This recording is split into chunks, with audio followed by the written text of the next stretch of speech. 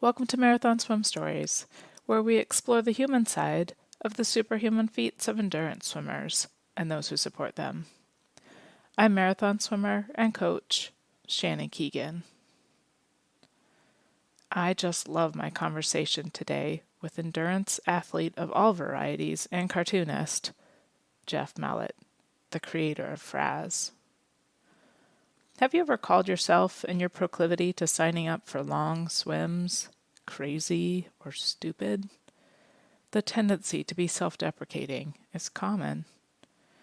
But Jeff and I maintain that we are just curious people who are trying to find out what we're made of. We traverse all of the important topics in today's interview: finding grit, facing your demons, doubling down instead of giving up, as well as the very high quality of people in the open water marathon swimming community. You don't want to miss it. Good morning, Jeff. Thanks for being our guest today. Good What morning. is your Thank you. story? Tell me your story. What's your story? My story is all over the place. It's more like a collection of short stories. I'm a cartoonist. I draw a daily comic strip. It's syndicated across the United States. And the job of being a cartoonist means coming up with 365 short stories a year. That's too many stories to make up. You kind of have to go out and live life and then steal from it, which kind of means you have to live an interesting life where you have to learn a lot and ideally experience as many lives as possible. And one way to do that is travel. And I like to do that, although my travel opportunities have been limited somewhat. So you go within, you explore inside your own self. And in my opinion, there's no real better way to do that than endurance sports. Every event, every time you go out is an event. Has a beginning, an end, and a middle, and usually a crisis or a conflict, Yeah.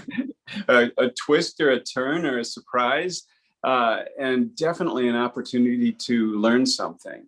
And so I was always drawn to the endurance sports for that reason. What was your first endurance sport?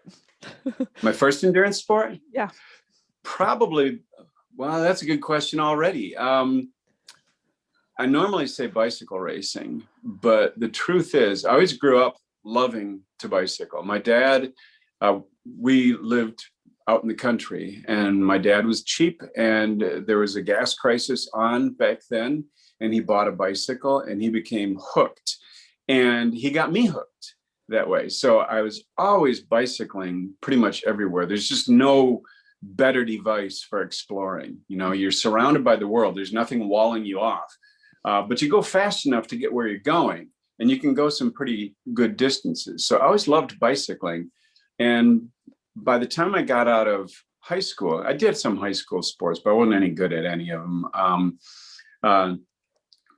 But by the time I got out of high school, I still felt the itch to do some things. And I really wanted to try bicycle racing. But there was this new thing, and I'm dating myself, so I'll just say I graduated from high school in 1980. And there was this brand new sport I'd been reading about called triathlon. I thought, geez, maybe that's my thing if I ever learn how to swim. So sure enough, there was going to be a triathlon. I lived in semi-northern Michigan, a little town called Big Rapids, if anyone wants to map it out.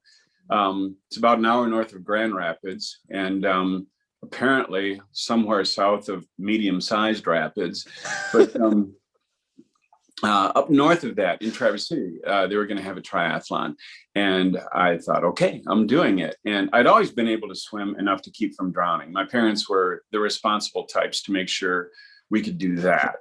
But it's funny, competitive swimming, there weren't a lot of opportunities for that in Big Rapids. Plus, it just didn't really appeal to me. I was a young man that didn't like being seen in a swimsuit, for one.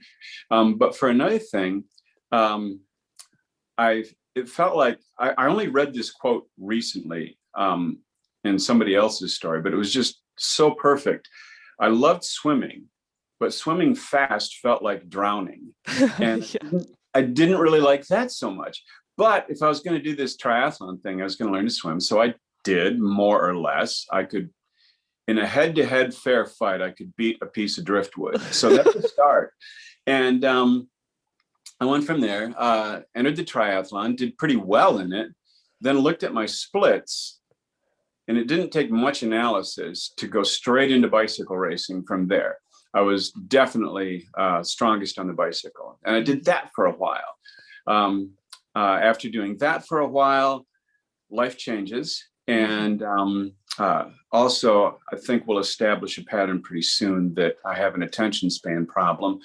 So marriage and career made bicycle racing kind of hard to do that way, because you kind of have to bike race all the time. You have to race all the time.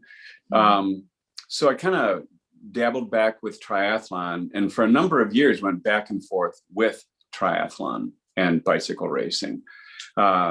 Eventually the comic strip came to be. That's a different story, but eventually the comic strip came to be.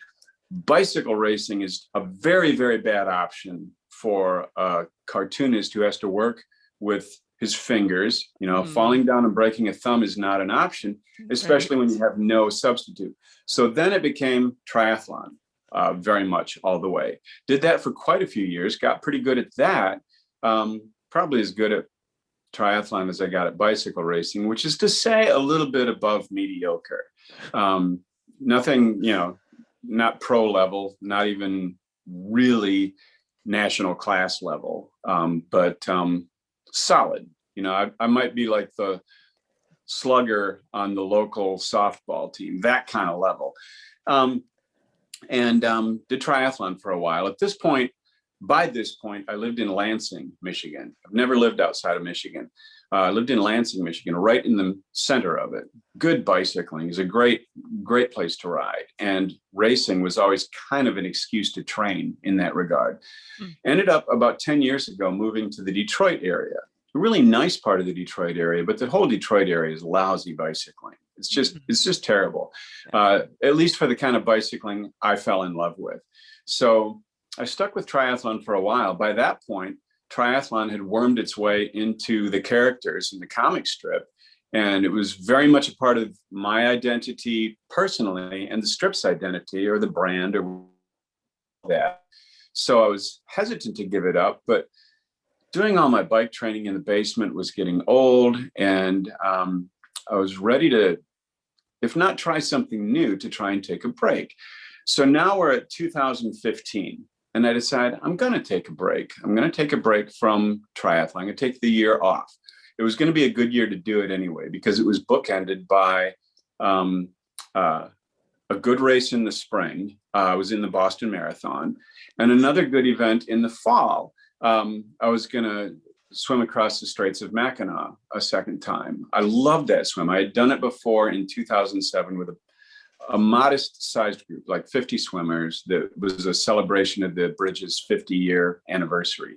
So I thought, okay, well, if I start the year with this and end the year with this, it's going to be a good year.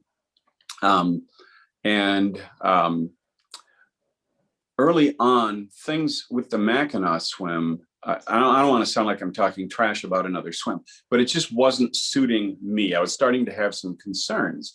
And one of the concerns was it was getting big enough that I thought this might get too big and might not even happen, might get organized out of existence.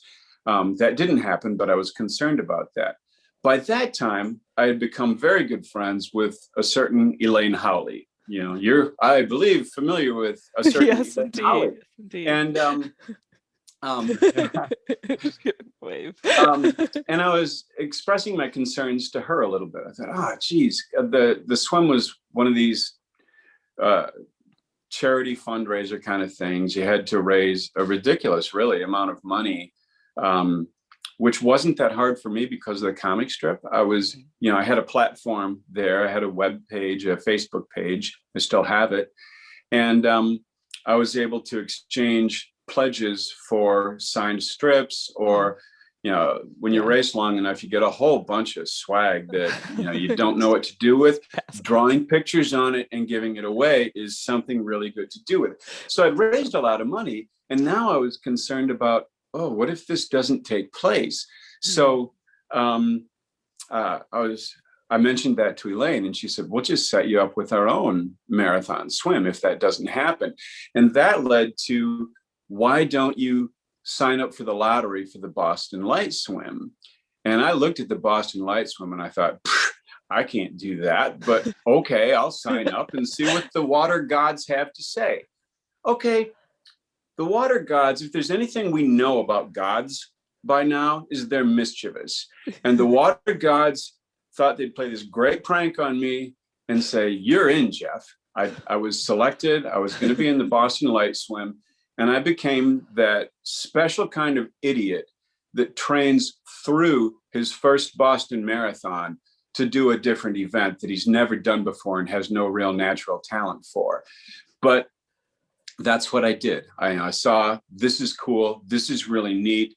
This is full of good people, and I'm going to do it. And so, I still trained. I still raced in Boston and still had a fun time. I had a great time, a good day.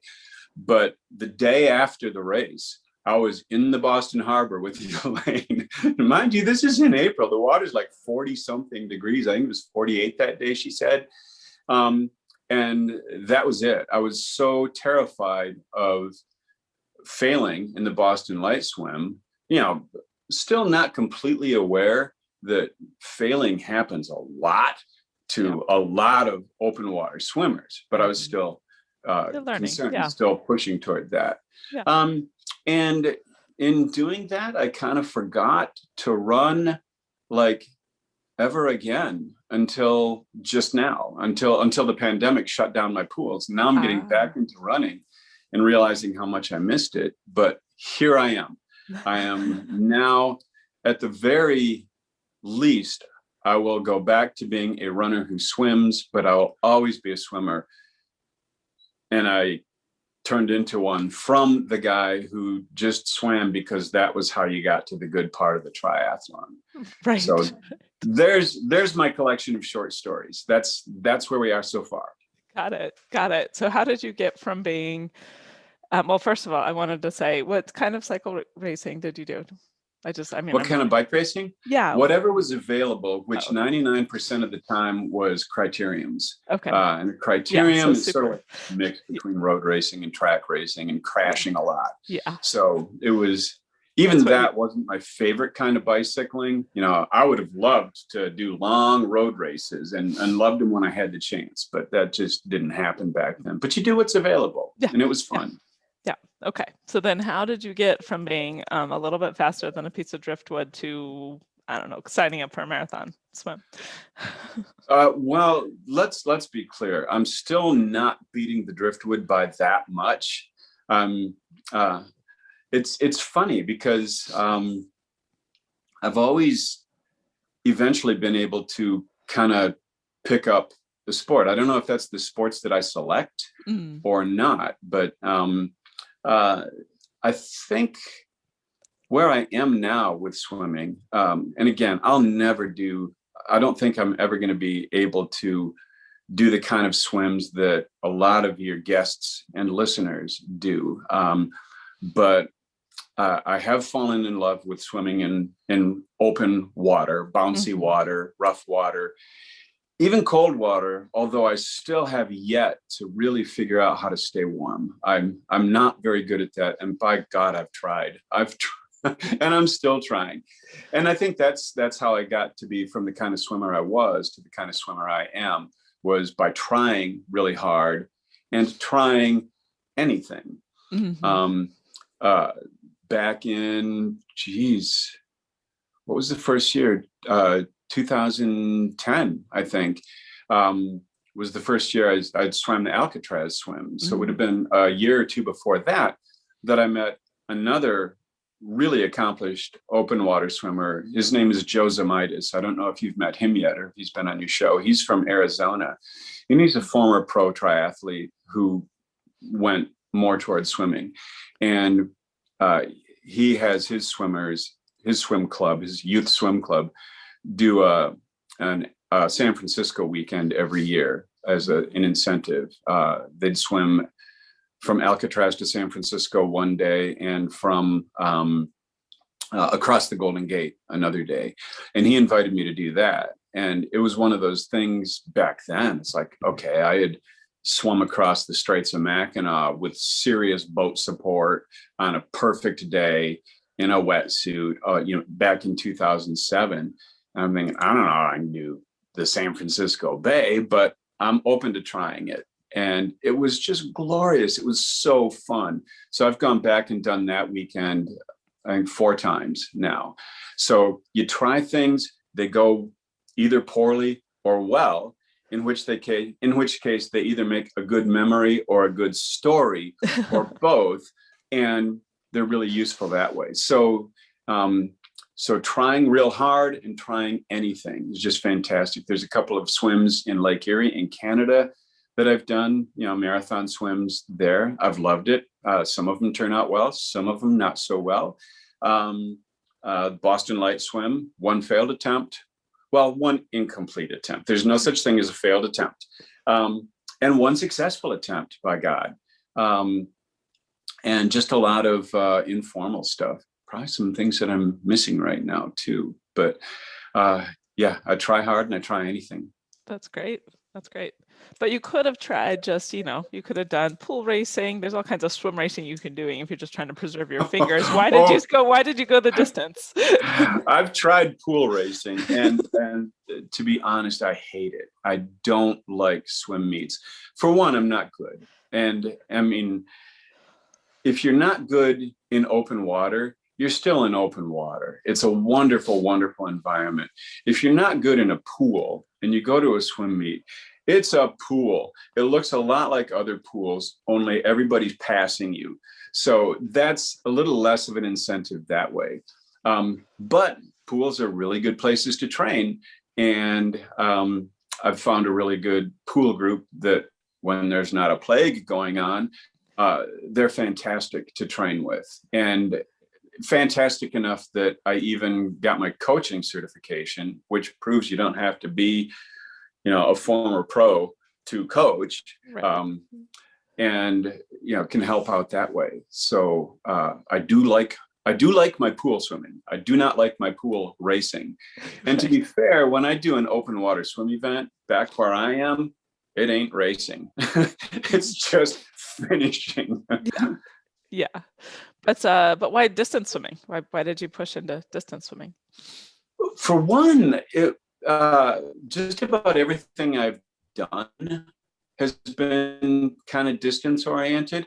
And I don't know if that's because I'm a wimp and don't like things that are painful the whole time, or more likely, I feel cheated if something's over really quickly. I like distance swimming because it lasts a while. Yeah. And, to be fair, it's as painful as you want to make it. And you can probably make it painful just as long as those short, painful events too. So I'm going to let myself off the wimp hook that way.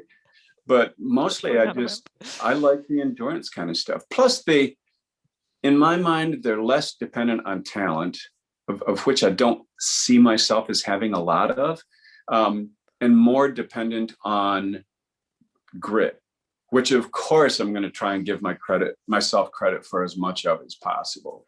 That's twisting history, but that's a story. That's my story, and I'm sticking to it. That's good. That's good.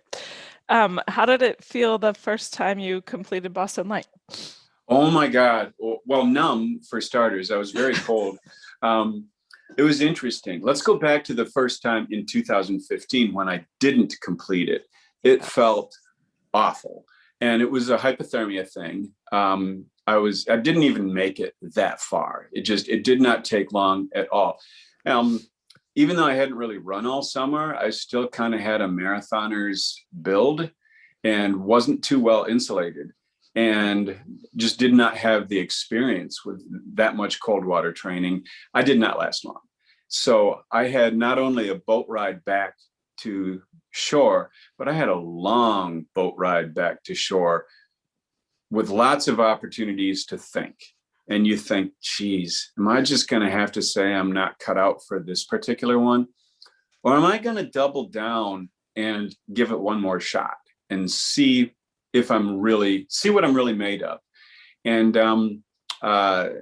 signed up for the lottery the following year. Swam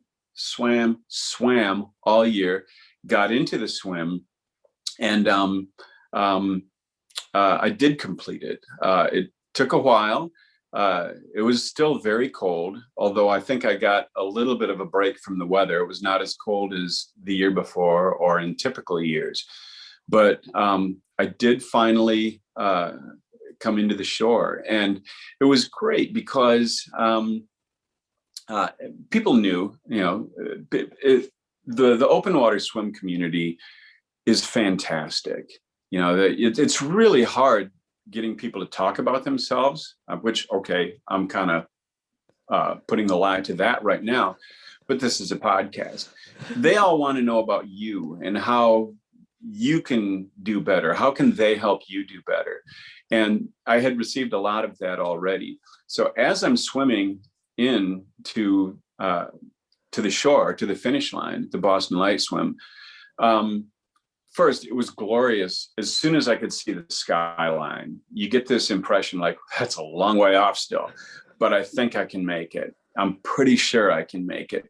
So the triumphant feeling of that, mixed with the feeling of don't screw this up now, was different from the just, stroke after stroke after stroke, 1 meter at a time. So as I'm coming in, people familiar with the Boston Light swim know that there's a big white handball court to sight on. What I didn't know is it's really, really good to sight on until the last maybe 200 or 300 meters. And then it takes you kind of away from the finish line. Doesn't help that I can't see very well either. I'm not, I've got pretty poor vision. So I'm swimming toward the big white thing. And everybody on shore, and just about everybody was on shore by that point, everybody on shore, they knew my history of hypothermia the year before. And now they see me swimming away from the finish line toward the big white thing. And they go, oh God, Jeff's hypothermic, he's disoriented, which may have been true to some extent, but I was just mixed up. So anyway, people are in the water, they're steering me to the finish line, and they get me through the finish line, and I feel like I've just won some kind of a world championship. The enthusiasm level was so touching. And next thing I know, I'm being sat in a chair. I'm surrounded by paramedics. I'm surrounded by people with blankets. I'm surrounded by people with hot beverages. And I'm seriously surrounded by people who cannot stop encouraging me and making me feel good about what I've done. It was truly a fantastic feeling. It was one of the best days of my life, really. And I've had a lot of good days. Yeah. Well, our community is pretty outstanding, though, I have to say, especially there in Boston. My goodness.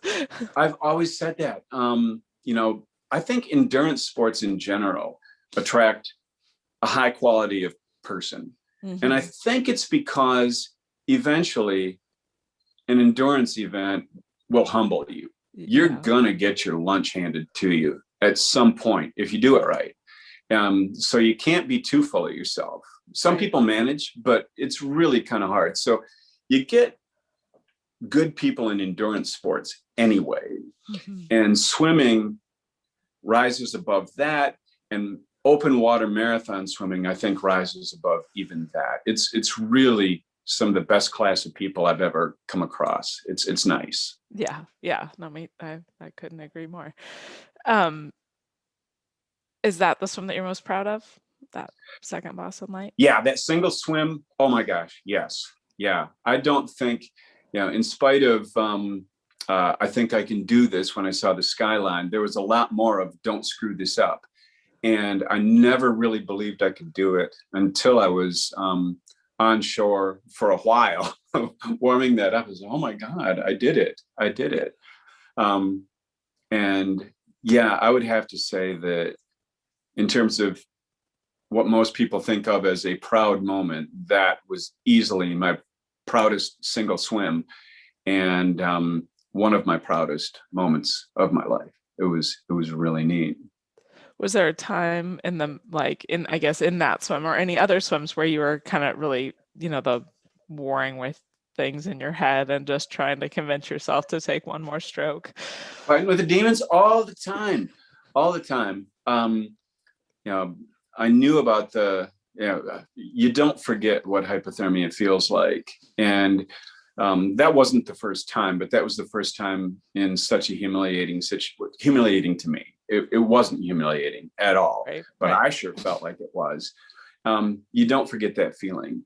And when you feel it coming on, you know it. And I felt it coming on a lot during that swim. It's the harbor is not the same temperature all the way across. You swim in and out of hot and cold pockets, well, cold and less cold pockets. And I'd swim into a cold one and I'm thinking, the whole time, is this it? And I thought, let's find out. let's not give up. The first year, I felt I could tell I was hypothermic, and I looked over at the boat, and my handler, who was Bob Fernald, he knows a thing or two about marathon swimming too, Yeah, and for he was sure. like leaning over the gunnel. I thought, okay, I can see what's going on here. This time, I thought, I'm not even looking. I'm going to make him blow a whistle or something like that. I'm just going to keep swimming through this and see if I can do it. And managed that way. So yeah, there were demons the whole time. And eventually you just kind of make friends with the demons, and they're the kind of friends that if you do it right, you can ignore them for a while because they'll be back later, Yeah. and you just do your thing, and that's how I dealt with it. Yeah, there was somebody, I think it's Anthony McCarley, when I interviewed him, he says, hello, my old friend, when his demons crop up. I love it. I Yeah. love it. Yeah. Are the demons different in different endurance sports from your experience? Are the demons different in cycle sporting versus endurance swimming? Um, it's similar when you're running, although you don't generally worry about drowning as much when you're running. Right. Um, the consequences are a little less dire, but you can definitely face some demons. I mean, oh God, there's probably some ultra runners that will argue with me, but it's exactly true what they say about the marathon and the wall, and how it's a 26-mile race, but it's really a 20-mile warm up with 6 miles of really, really tough racing. Definitely that for running, it's similar. Bicycle racing, normal bicycle racing, road racing, criterium racing, that kind of thing is it's different because you really have to be paying attention the whole time. You can't go within yourself too much, or you'll knock everybody down. So that's not a good idea. But one exception there, and I guess this is probably notable. Back in the mid '80s, I had mentioned that my dad was a big time cyclist. But hardly what you would call a competitor. He's the most mellow guy. He's just terrific. And he got it in his head that there was this event called the National 24-Hour Marathon, a 24-hour bike race. And my dad decided that he was going to do it. And he tried it one year and put in a decent showing. And in 1986, he decides not only that he's going to do it and take it seriously, but that so am I. They had this father-son record that was just waiting to be taken, where you just combine the mileage for the father and the son, right? You don't ride together. You just ride the same event at the same time and add up your miles. Mm-hmm. And so he says, Jeff, let's do this. I think we can break this record. And my response at this point, I had really become addicted to going fast and for about an hour at a time. I was like, Dad, this isn't my thing. But okay, he's my dad. I love him to death. I would do anything for him. and a 24-hour bike race doesn't seem like that much. So we entered the race, and I went out too fast because fast was what I knew, right? And it served me well. I did well for a while, but then you hit a point in the middle of the night where it's just miserable. The weather had turned. The weather was not as it had been forecast, and I had only come prepared for the kind of weather that had been forecast. So now here's that theme again. I'm hypothermic, I'm cold, I'm tired, I've had enough of this, but my stupid dad is still just turning the pedals around. And I thought, okay, I can't really quit now. So I kept going. A friend showed up at about 2 a.m. with a motorcycle rain jacket of all things. So now I'm in a jacket that weighs about 30 pounds when it's dry, and I'm still chugging away, discovering the miracle that is Mountain Dew, and waking up a little bit because of that, and just turning the pedals over and not quitting. Because if I had quit and my dad had finished it, I would never hear the end of it, and I would never deserve to hear the end of it. Right. So morning comes, sun comes up. My dad wins his division with 343 miles. I win my division with 403 miles. And I think we held the record for about 10 years. Wow. And, but while I was doing that, I was thinking, oh, geez, is this what I wanted to be good at? No, this is the last thing I wanted to be good at. But it turns out that it probably is the closest thing to anything that I have a natural talent for, which is just being too dumb to quit. No, I stand by the fact that we are just curious people, and you've stated that several times. We're curious people, and the thing that we want to find out is what we're made of. That's the first thing you want to find out. Yeah, which is interesting. I'm just thinking back to your dad. You said he's such this mellow person, but yet he got this really competitive drive to go after this record. What do you think, like, kind of turned in him to be like, let's go beat this? I have no idea. To this day, I have no idea. He, before, I'm a young kid. I was 24, I think, when we did that. So I wasn't that far out of being the obnoxious teenager and young adult. Probably not far out of obnoxious teenager at all. Men in my family tend to mature slowly. Of course, I had been pushing my dad. I was doing 10K races. I would never have put my dad in a criterium, but I was always, come on, let's go a little faster, Dad. Let's do a little faster. He says, no. Look, there's a can. You can get 10 cents for that can. I'll stop and pick up the can.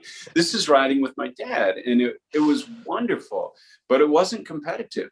And I, to this day, have no idea what got into him that he decided he wanted to see how far he could go in 24. And he hasn't done it since. He was quite happy to finish it up there. So that's good. Yeah. He still rides a bicycle. He's in his 80s, and he still rides a bicycle as often as he can. He walks every day. He's really fit. He's really active. But he's not competitive. Yeah, that's fantastic. Wow. I have this like kind of fascination with this kind of this competitive, it's like this human competitive spirit, but it, for some people, endurance athletes, it's like we funnel it into pioneering things. So you're like the first to do something, or you're the oldest to do something. I think it fascinates me. I've always thought that when you don't have the talent to do something that other people can't do, you do something that other people won't do. Yeah. And I think there's a little bit of that going on. Yeah. Yep. And I think there's like 3 different kinds of competitive, to oversimplify it. One is I want to win. The second is I don't want to get beat. And the third, which seems to suit me the most, and I get the impression your listeners and our peers, is let's see what I can do. Yep. You know, you train, you practice, you try new things. Basically, you tinker with the engine, and there comes a time when you just got to slam the hood and say, let's see what this baby can do. Yep. That's the kind of competition that seems to suit me.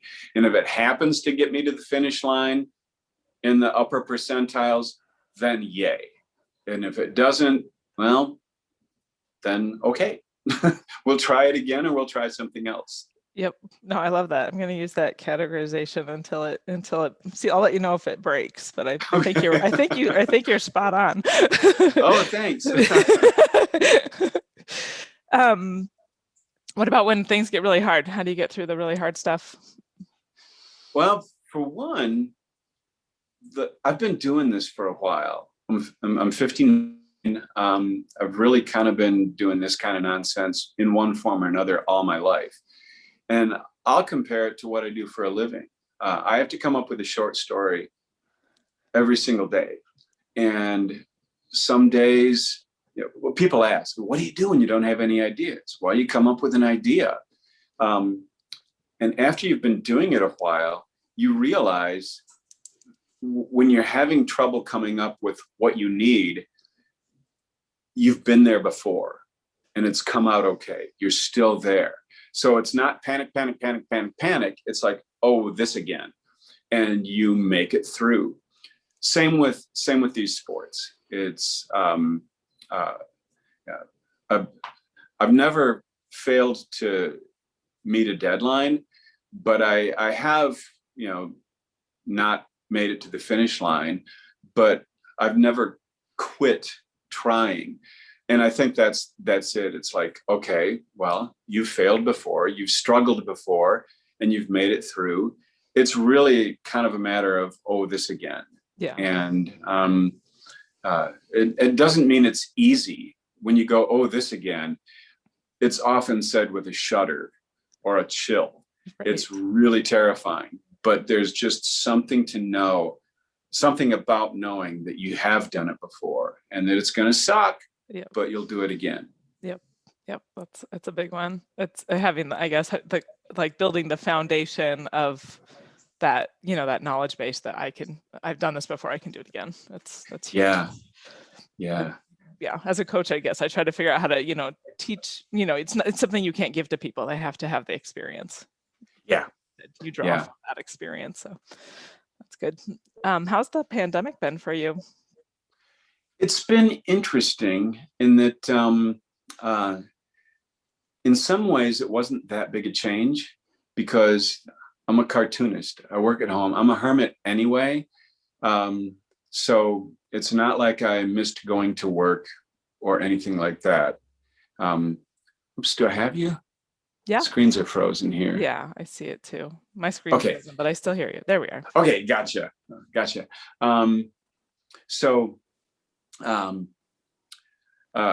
Life from a working perspective didn't change that much. I remained employed and I was able to work and I could hide in my house. I like getting out, but the truth is I didn't get out that much.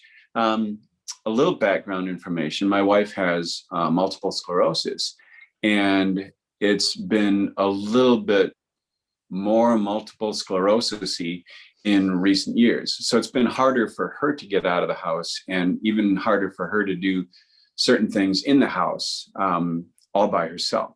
So, and she also works from home and remained employed the whole time. But, life didn't change a whole lot. We weren't traveling a whole bunch anyway. I wasn't traveling a whole bunch anyway. I'd get out for my swim practices and that would be pretty much it. So the biggest change about the pandemic is no swimming, no swim practices. The pools all shut down this time of year last year, and it was a while before you could swim in an outdoor pool, which is a lot safer. And I felt comfortable doing that, which I was able to do until November, and then couldn't swim outdoors anymore. And also there was the open water as well. But even at the beginning of the pandemic, I was unwilling to swim open water because I did not want to attract the attention of emergency personnel who had a lot better things to do. Because you could just picture, even as much as open water swimming has gotten a lot more popular in the past 12 months, back then it was still every bit the freako thing that that it always was. Always wondering if someone's going to go, oh my gosh, there's a person in the water. And we didn't know anything about the virus. We didn't know anything about the pandemic. We didn't know squat.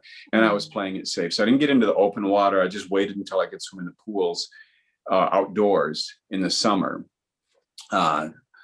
November comes around, and that's about as long as we could push it in an outdoor pool in Michigan. Yeah. And I couldn't, even though you could swim in indoor pools, with certain distancing and scheduling and stuff, I didn't trust some of those policies. Some of them seem to be being made more on impatience and wishing than on science. And I thought, I'm just gonna, I can wait. I'm not that great a swimmer in the first place. I can only lose so much, right? So the plan is to stay in shape doing other things. I use a rowing machine that I was fortunate enough to have at home. And then getting back into running and realizing just how much I missed that has been a lot of fun. So hopefully when we can get back into the outdoor pools, and I should be able to get a vaccination. I'm eligible in Michigan starting now. Getting an appointment is a different matter. Right. But should be just about done with this from a swimming perspective. And then we'll see what's going on. But for now, I'm just trying to stay fit so that when I do get back in the water, I can concentrate on learning how to swim again without having to concentrate on getting back into shape again. Right. So that's pretty much it. I don't go out that much. We don't go out to eat. We get takeout. We want to try and keep the restaurants in business as much as possible. But it's just a slightly quieter version of what I'd already been living. Yeah. Yep. Yeah, I hear you. Hopefully you're able to get some swimming in this year. Do you have anything on the horizon that you'd like to do? It's really weird. It's really weird to be trying to stay in shape and not knowing really what for. I honestly don't know what I can plan on for this summer. I'd love to go back to the Boston Light swim. I've only swam it those 2 times, but I've gone back a number of times as a volunteer. In 2019, I was back as a swimmer, but in 2019 we got fogged out and didn't get a chance to swim. So I'd love to go back there if it's possible, but I'm not necessarily eager to even take the chance of taking a lottery spot away from someone who, say, lives where they have been able to train all year round. The last thing I want to do is get to the Boston Light swim unprepared. That would be foolish. Right. But that's on the wish list, but it's one of those we'll see wish lists. I'd love to return to the Straits of Mackinac. I've swum it 4 times now, 2 times the wrong way, which is with a wetsuit, but it was enough to introduce me to the Straits, which I just adore that tiny corner of the world. I swam them again the right way in 2018 with Elaine, and in 2019 with a very good friend. It was just 2 of us, 1 boat. It worked out really well. And then actually the following day, Doug and I swam halfway across because our crew, our handler, was a very, very accomplished open water swimmer, Ching Lee. I don't know if you've met her. I think you've had her on the show. Yeah. Yep. She was on the boat for us. And the next day was a beautiful day. And we talked to our pilot and she said, yeah, we can do this. And then Ching just, swam over and back. And as soon as we were back halfway back and clear the shipping channel, Ching said, "Come on, I'll swim your pace." And Doug and I hopped in and swam, the remaining couple of miles with her. So that was fun too. Doug and I had been talking about the possibility of going back there and doing a two-way, that way, swimming over and back.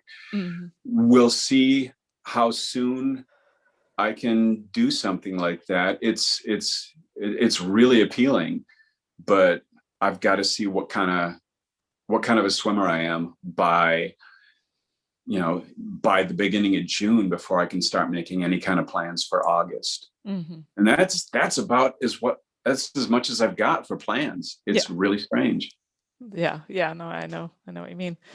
Is there anything that you've learned about yourself specifically in marathon swimming that you hadn't maybe known about yourself in your other endurance endeavors? Well, that I can finish the Boston Light Swim. That was one of them. Also, wow, marathon swimming specifically that I have not learned in my other endeavors. Slight variations on the same type of thing, really. Simply something I learned about swimming that didn't seem to show up in the other sports is how important technique is. Mm-hmm. And I'm still working on that. It's still, when I watch a truly, truly good swimmer, it just amazes me how fast they go and how effortless it looks. While I take half again as many strokes per given distance to go slower, it's just phenomenal to watch that. But other than that, swimming, I think all those endurance sports can be a little meditative after a while. There's just this steadiness to it that's just fantastic. And I think it's even more so with swimming, where you have to settle in with a breathing pattern. You can't look around at the scenery as much and go, oh, that. I mean, you can see stuff and it's beautiful, but it's not the same thing as going on a bike ride. Yeah. And there's, your arms are doing a rhythmic motion, your legs are doing a rhythmic motion. Hopefully they're in sync. Sometimes they're not, but there is a much more of that meditative quality to swimming, and you're supported by water. It's just a really interesting, just plain old good feeling. Mm-hmm. That is tempered by the fact that it can kill you easier than all those other sports as well. So it really, not to get too hippie about the whole thing, but swimming, it really fills you with life, and especially open water swimming.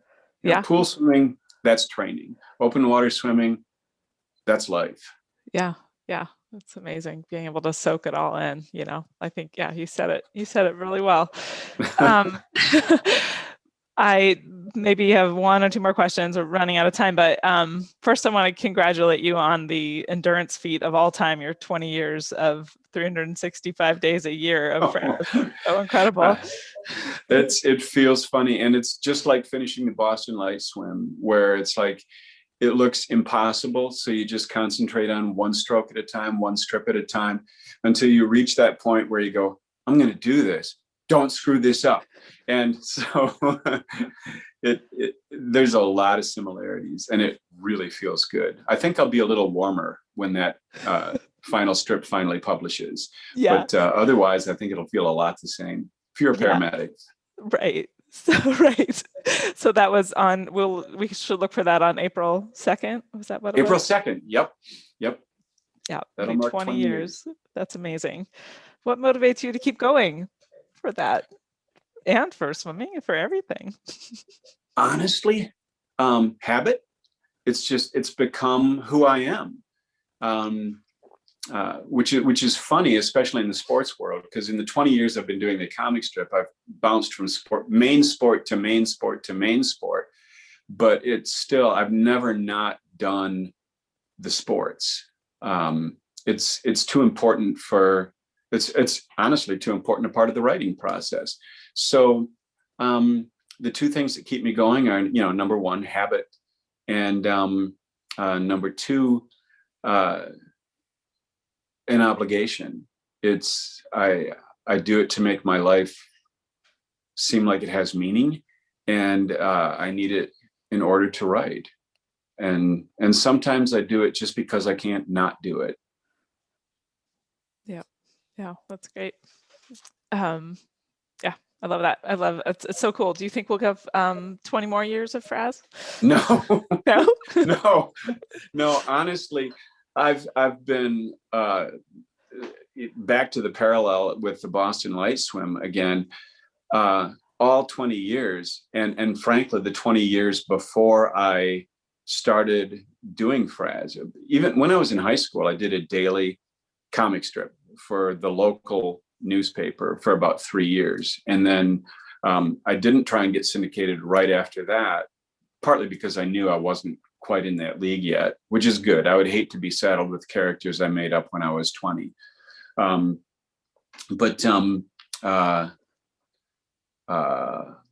Lost my train of thought, got it back again.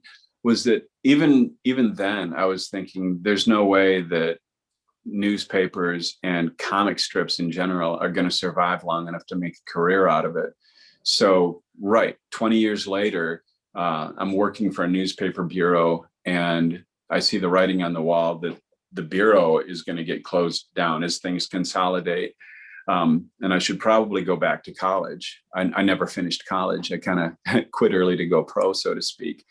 But first I thought, let's try this comic strip thing one more time. And because I don't want to turn 75 and wonder what might have happened.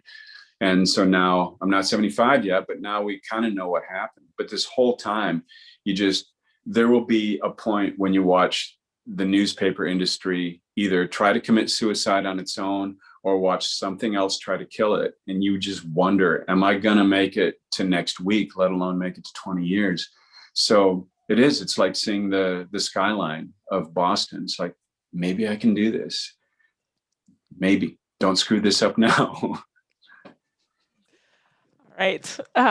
Who's inspired you in marathon swimming? Who's inspired me? Yeah. Well, I've mentioned my dad. Yeah, for sure. He's been a pretty good inspiration that way. Boy, but if by inspired you mean looking ahead to good teachers and good coaches, they haven't always been athletes. A lot of them have been teachers, and a lot of them have been coaches and former athletes. Now, my dad, again, he was a teacher. He's still alive, but he's not a teacher. Well, not a public school, fully employed career teacher anymore. But what he taught was vocal music. And he taught a couple of things that have really stuck with me. The main thing is he was always big on saying, if you're going to make a mistake, make a loud one. He hated timid singers. He says, if you're singing the wrong note and you're just singing it loud enough that I can't hear you make the mistake, I can't correct you. But the people on one side or the other, they can hear you, and they're going to start screwing up because they can't sing the right note with you singing the wrong note. So he's always said, if you're going to make a mistake, make a loud one. And that's probably been one of my, best guiding forces all along. And aside from that, every other athlete who has looked at me, I'm looking at you right now, Elaine, saying, I'm doing this weird thing. Come along, come and do this. Because it's easy to look at something in a magazine or these days on the internet and say, oh, that looks interesting. I should try that. But actually doing it almost always takes someone who's already doing it saying, hey, you come along, do this. Yep. So that's who inspires me. Yeah, that's great. Thank you so much for sharing your story with us, Jeff. I really appreciate it. Thank you. This has been a delight. I've learned things about myself that I didn't know. That's a sign of a terrific interviewer. I'm still working on it. We just have a small crew. Anybody have any questions for Jeff in our last couple minutes? We could break out into rooms. Hey, how cold is Michigan? You're swimming it without a wetsuit. Well, that depends on the time of year. What's the Straits of What's that? What's the warmest it gets? Oh, the warmest it gets, the air can get pretty warm. We can get into triple digits a few days each summer, sometimes too many days each summer. The water temperature in the inland lakes can get into the 80s sometimes. Lake Superior, the old joke is it's got two temperatures, ice and liquid ice. I don't swim a lot in Lake Superior. The Great Lakes, you never know. The two most recent times that I've swum the Straits of Mackinac, we've had temperatures mostly in the mid 60s, 65, 68, and that's really swimmable. Something about the northern end collects all the cold water and it'll drop a good 10 degrees or more right then. But, and then winter comes and then it's as cold as you can stand it, for however long you can stand it. And where haven't you swum that you want to swim? Oh, that's a great question. Another Michigan swim I want to do is the Manitou Passage. Michigan, it looks, like there we go. Got to get my map straight. Yeah. Right, so yeah. you go like up here onto Traverse City, and there's a couple of islands, Big Manitou Island and Little Manitou Island, off of there. And North Manitou and South Manitou. Sorry about that. And South Manitou to the Sleeping Bear Dunes is about 8 miles, and just swimming to the Sleeping Bear Dunes sounds phenomenal. It's a beautiful sight. It's such a gorgeous coastline. And I think the Great Lakes are a very well-kept secret as far as open water swimming. Part of me wants to keep it a secret, but there's some great swims that way.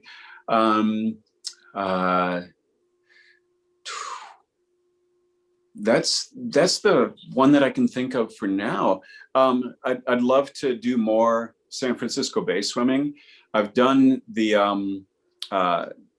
Alcatraz and the Golden Gate a number of times now, always with a wetsuit, which has rankled me a little bit. But I'm swimming with kids, and it's similar to when I didn't want to swim at the early part of the pandemic. I don't want, they're just fully stocked with emergency crews. And I don't want those guys paying attention to the old fart without a wetsuit when they should be paying attention to all of the kids. So I would like to do some San Francisco Bay swimming. I'd love to do Around the Rock. I'd love to do Golden Gate and back. That's one that I would like to do as well. And I'm waiting for that person to say, Jeff, come along. I've got this great swim, come along. That's worked out well. I may wander that way this summer. So if I do, I'll give you a call. Oh, please do. That would be great. But we've got a lot of great places. In San Francisco Bay. And what's that? I said, I have not swam anywhere in San Francisco Bay, and I'm going to be out west, and we'll see how I feel after. But You want to go to Michigan after? No. After Tahoe. Yeah.